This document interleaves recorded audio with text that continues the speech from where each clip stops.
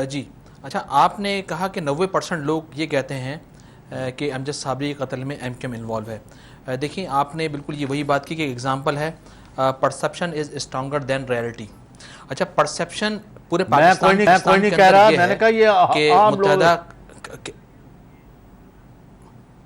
जी, perception है ये, आप जो कह रहे हैं ये भी परसेप्शन एक पैदा किया गया ना।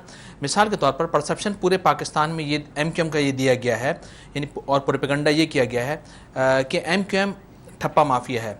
आपने देखा कि रियलिटी ये है कि एमक्यूएम को लोगों ने एन 246 का अपना इलेक्शन देखा कि पोलिंग स्टेशन के अंदर बाहर रेंजर्स के जवान मौजूद थे, यानी कि जहाँ पर लोग स्टैम्प लगा रहे थे वहाँ पर भी मौजूद थे, और लोगों को ये तक कहा गया कि बल्ले को वोट डालें, लेकिन लोगों ने मुत्तहदा गवर्नमेंट के इंतखाबी निशान पतंग पर वोट डाला।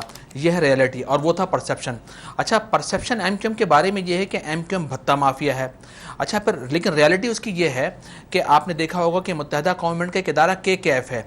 एमक्यूएम हम इसको ओन करते हैं कि मुत्तहदा गवर्नमेंट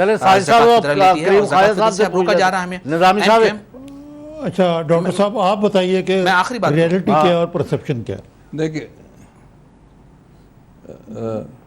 जी रियलिटी ये है कि अपना जो जो जो ऑपरेशन के हवाले से हम मुतमिन सिंध के हवाले से तो हैं, मगर जनरल परसेप्शन ये है कि जो जो गुड और बैड जो है टेररिस्ट में डिस्टिंग्विश किया गया है। मसलन चीफ जस्टिस का जो बेटा है वो जो अगवा हुआ, काबिल अफसोस बात है।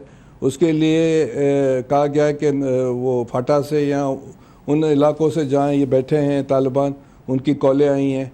Eight the same time Amjad Sabri की शहादत के पर भी प्रोब होना चाहिए कि आया किसने किया है, मगर तालिबान ने तो ये कहा है कि हमने यहाँ तक तो मैं कतई कलामी बाब मैं इत्तेफाक करता हूँ साजिद साहब के साथ कि ये परसेप्शन नहीं है कि ये इन्होंने करवाया, बल्कि ये है कि उन लोगों ने करवाया जिनको खुली छुट्टी है। अभी तक आप देखें कि इंटरनेशनली हम देखें, माजरत से आप बहुत सीजनड दोनों जर्नलिस्ट हैं, आप हमारे लिए एंटीक है पाकिस्तान के, और हम प्राउड हैं आपके, आप दोनों एंकर्स के लिए।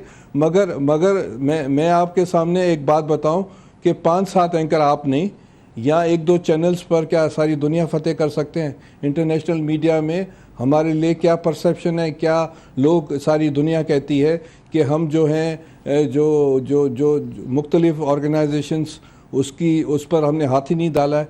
पंजाब सारे में हमने कुछ नहीं किया है।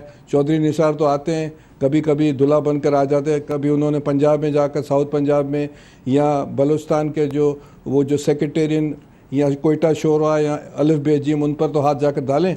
तो उस वक्त तक पाकिस्तान में अमन नहीं आएगा जब एक्सट्रीमिस्ट ऑर्गेनाइजेशंस पर हाथ नहीं डाला जाएगा, जो नहीं डाला जा रहा है। बाकी कराची वो एक्सट्रीमिस्ट ऑर्गेनाइजेशन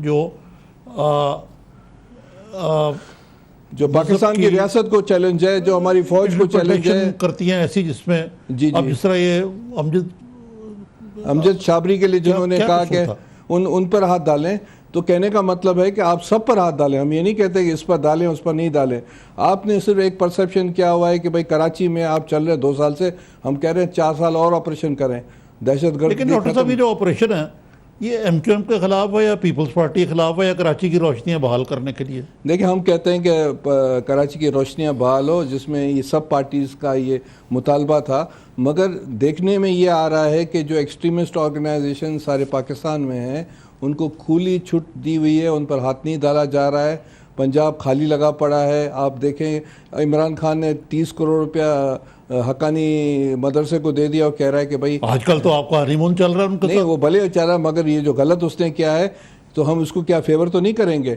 इसी तरह आप देखें कि मुख्तलिफ जो ऑर्गेनाइजेशंस इंटरनेशनली, आप बैनुल-अक़वामी प्रेस खोल कर देखें कि क्या कुछ कहा जा रहा है, तो पाकिस्तान टोटल आइसोलेट होता जा रहा है। हमारे 3 बॉर्डर इनसिक्योर हैं, हम इंटरनेशनली आइसोलेट हो गए हैं।